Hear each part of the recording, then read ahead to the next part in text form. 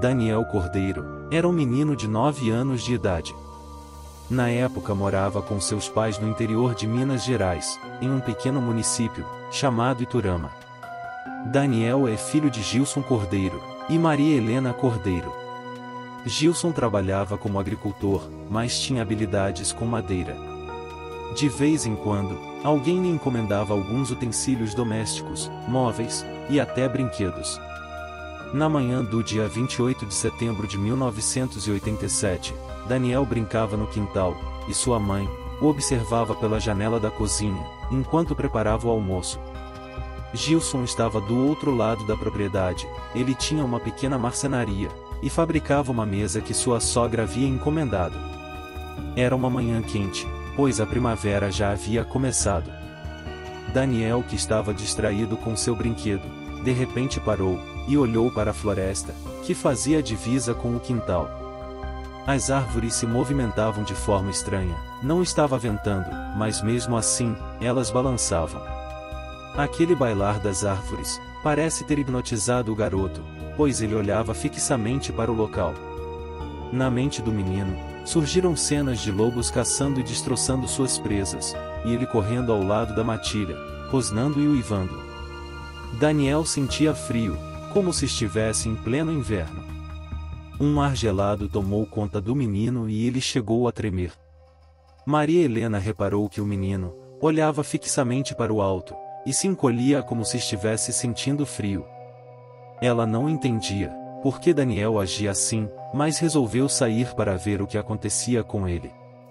Quando ela chega no quintal, chama pelo filho, mas ele não responde, continua olhando para o alto, e treme descontroladamente. Ela olha na direção que Daniel olhava, mas simplesmente não consegue perceber nada. Ela viu o dia muito quente, e as árvores não se movimentavam. Mas Daniel continuava a tremer, e ver as árvores balançando. Então, ela toca levemente no ombro dele, e o garoto olha com muita raiva. Os olhos estavam vermelhos como brasa. Maria Helena se assusta e recua um pouco. Preocupada, ela pergunta o que estava acontecendo. Mas Daniel apenas rosnava, e a olhava com fúria. O garoto, em um movimento brusco, levanta e corre até o cercado, que havia entre o quintal e a floresta. Todo o terreno era fechado por troncos firmemente fixados ao chão, e arames farpados presos a eles. Daniel, sem fazer muita força, simplesmente arranca um tronco, segura uma parte do arame, e gira sobre a cabeça, e ao mesmo tempo, olha com maldade para a mãe. Maria Helena, assustada, chama o filho pelo nome, mas ele apenas sorria com muita malícia. A mãe, desesperada, chorava e gritava o nome dele. Mas Daniel continuava sorrindo, e se aproximando dela, girando o tronco cada vez mais rápido. Gilson, que havia acabado de desligar uma máquina que usava, ouviu os gritos e os choros da esposa. Largou tudo e correu para ver o que estava acontecendo. Chegando lá, viu a esposa desesperada no chão, e o filho girando aquele pedaço de madeira, e indo para cima dela.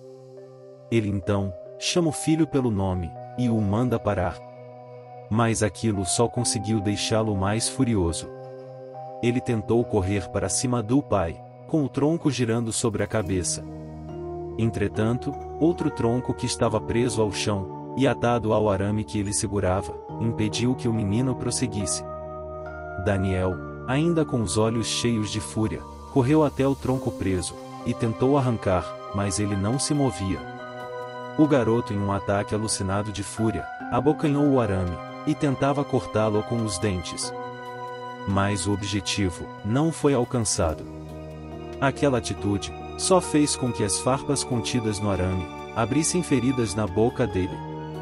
Gilson e Maria Helena, percebendo que o filho não estava normal, pois agia como se estivesse possuído por uma espécie de demônio, Correram para dentro de casa, trancaram as portas, e ficaram observando Daniel, em um ataque de fúria, tentando roer o arame. Eles estavam horrorizados com aquilo que viam. Não sabiam o que fazer para ajudar o filho, que estava com a boca coberta de feridas causadas pelas farpas. Após 15 minutos de intensa agonia, o casal viu Daniel aos poucos se acalmando e largando o arame. Depois, ele olha na direção deles. Seus olhos ainda estavam vermelhos, e a boca sangrava muito. Ele então se levantou e caminhou na direção da casa. Ele ainda rosnava quando chegou junto à porta, e começou a arranhá-la com as unhas, mas não dizia nada. Maria Helena do outro lado da porta chorava, e chamava pelo filho. Foi nesse momento que Daniel chamou por ela. Gilson, achando-se tratar de uma artimanha do espírito que havia possuído o filho, não deixou que a porta fosse aberta. Mas o menino pedia para que os pais o deixassem entrar, pois ele estava com muito medo. Maria Helena, não se importando com os argumentos de Gilson, abriu a porta, e viu Daniel com a boca ensanguentada e os olhos cheios de lágrimas. Porém, não mais estavam vermelhos. Maria Helena o abraçou, e o fez entrar. Gilson pegou Daniel no colo, e o levou para o banheiro. Lá secaram suas lágrimas, e lavaram as feridas da boca. Assustados, notaram que o menino tinha um corte em cada canto da boca, e praticamente chegava quase perto da orelha. Imediatamente o levaram para o hospital.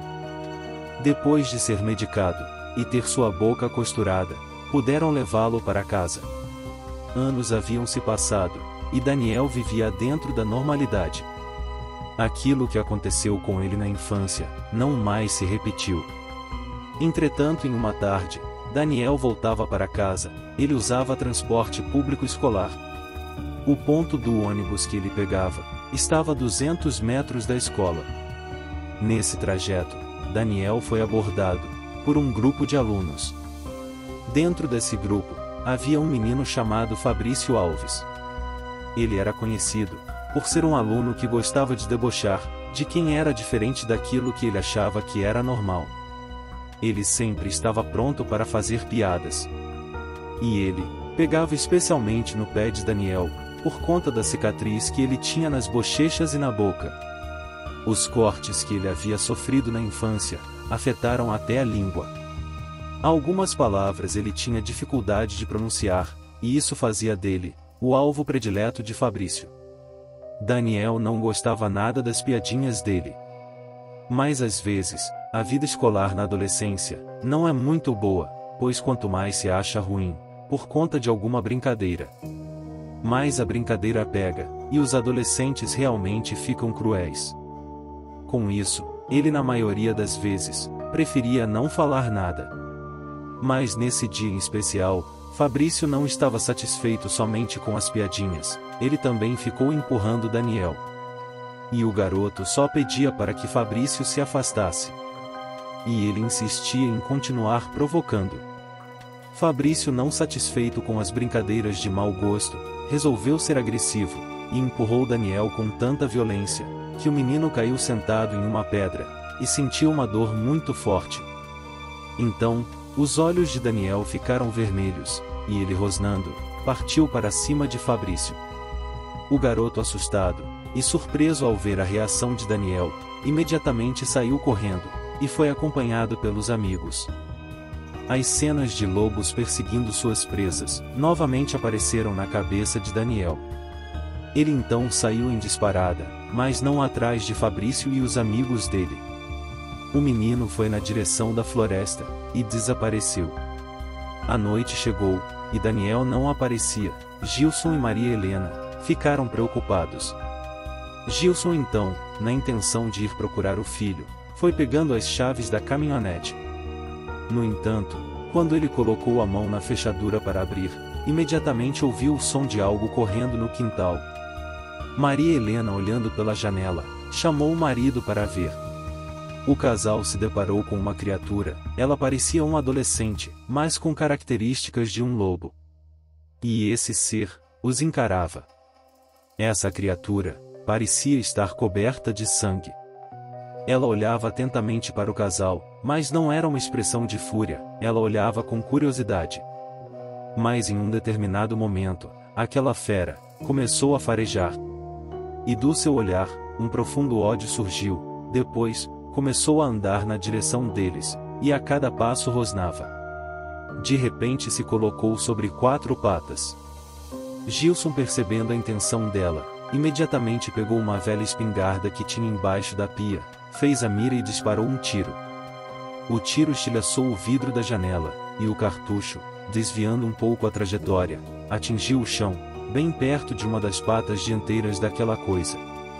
A fera se assustou, deu um uivo bem alto, se virou e fugiu na direção da floresta, correndo com muita velocidade. Gilson se lembrou que o filho estava lá fora, e aquela criatura rondava por ali. Então, com a arma em punho, abriu a porta e estava pronto para sair. Maria Helena, segurando no braço dele, disse que também iria com ele procurar o filho, pois não queria ficar sozinha com aquela fera solta. O casal morava na zona rural, e era preciso andar por 20 minutos por uma estrada de terra, até chegar à cidade.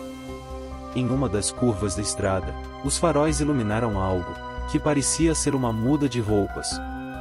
Maria Helena imediatamente reconheceu as roupas de Daniel, e pediu para que Gilson parasse. Nem se preocupou em ver se aquela criatura estava por perto. Ela simplesmente abriu a porta, e correu para ver se era o que ela achava ser. Gilson, atento, saiu com a arma em punho, e viu sua esposa chorando, abraçando as roupas ensanguentadas de Daniel.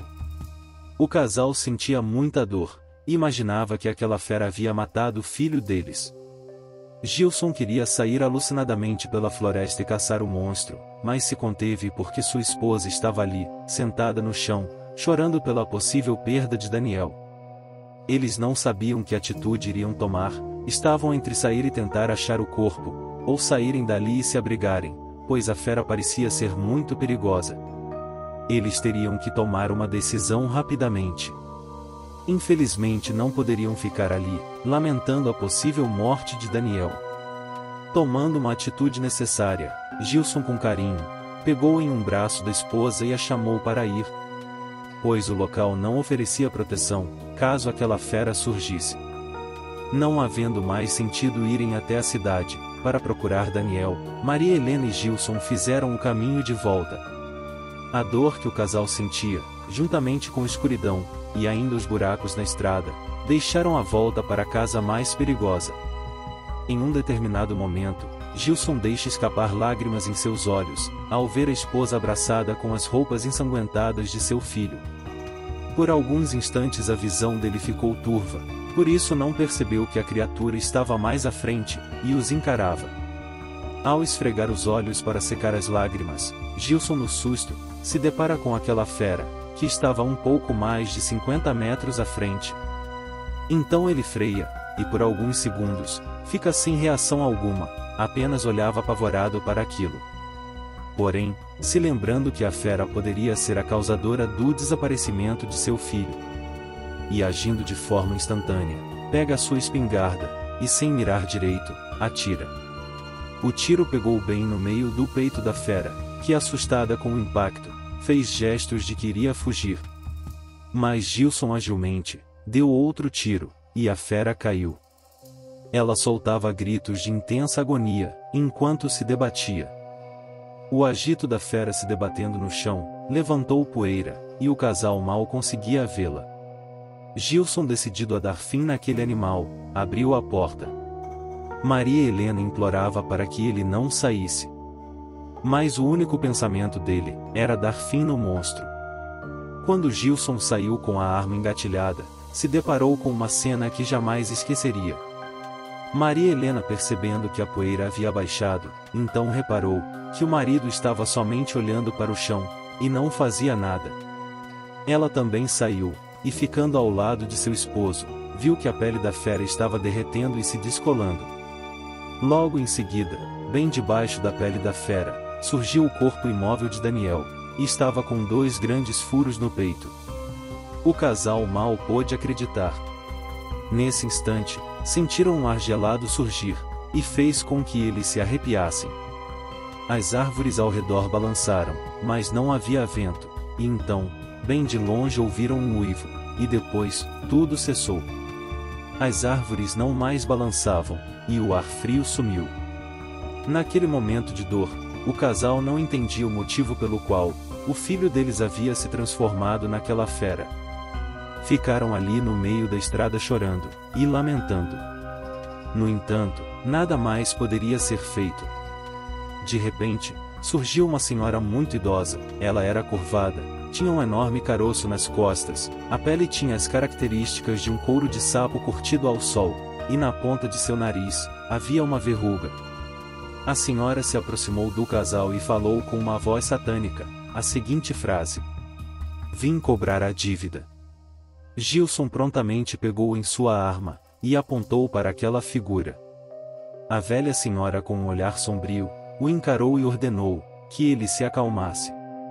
Ainda com a arma apontada para aquela figura estranha, Gilson mandou que ela fosse embora, pois não tinham nada para ela ali. O sorriso sinistro dela fez com que Maria Helena colocasse a mão no ombro do marido, pedindo para que ele se afastasse, porque aquela aparição não era humana. Aquilo era algum espírito demoníaco. Gilson, sem deixar de apontar a arma, foi se afastando. A velha senhora então se abaixou para pegar o corpo de Daniel. Gilson, não querendo que isso acontecesse, atirou. A aparição se desfez como fumaça, e logo em seguida apareceu atrás deles, e satanicamente falou, quase cochichando: "Se interferirem mais uma vez, sofrerão consequências bem piores que o menino havia sofrido." A fala daquele espírito fez com que Gilson questionasse o que aquilo tem a ver com o filho deles. A aparição, sem paciência, disse que lhes contaria por pura benevolência dela, pois eles não tinham direito algum de saber.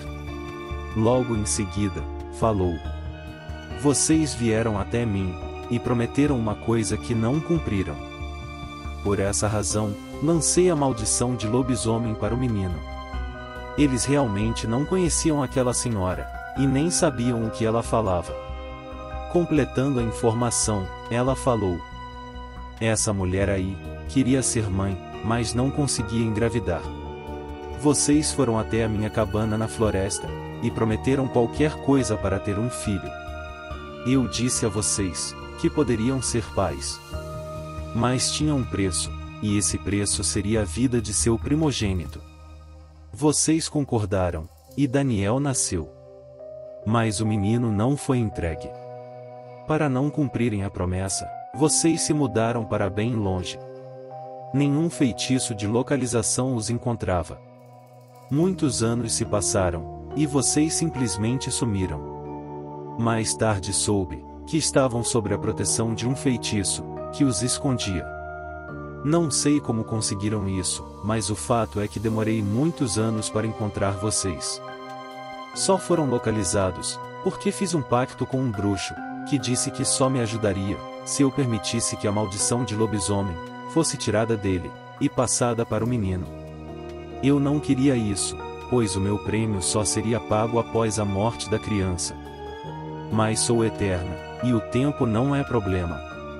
Então aceitei, e fiz o pacto. O bruxo conseguiu localizar vocês, e transferiu a maldição que era dele, para o menino.